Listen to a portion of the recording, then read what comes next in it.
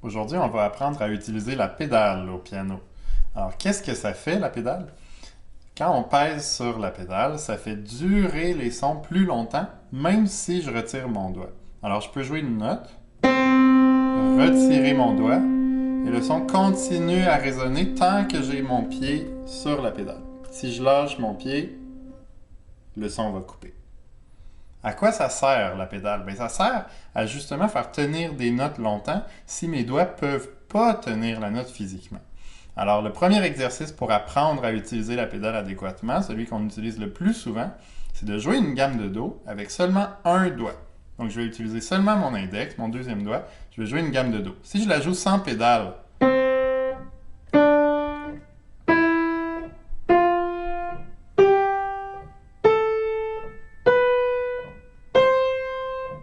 vous pouvez entendre qu'il y a de l'espace entre chaque note parce que les notes ne sont pas liées entre elles. Alors, si on veut les lier, on va devoir utiliser la pédale.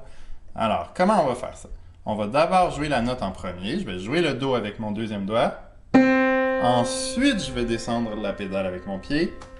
Et là, je peux lâcher mon doigt. Le son va continuer à résonner. Je peux passer au Ré. Je vais jouer le Ré avec mon deuxième doigt. Enlever mon pied de la pédale et le remettre avant d'avoir lâché mon doigt.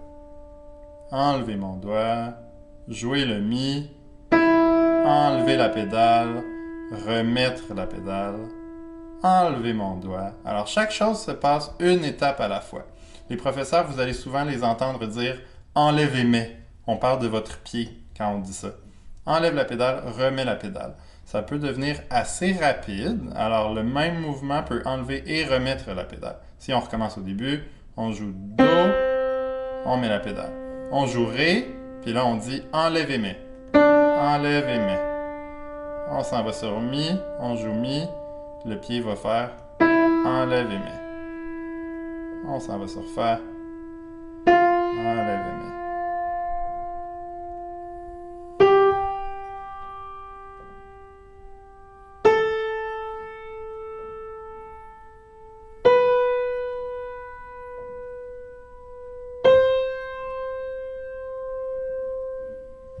Alors, il n'y a jamais eu d'interruption de son et on a entendu la gamme de Do, legato. Vous pouvez l'essayer avec toutes sortes d'exercices. Vous pouvez l'essayer avec l'arpège.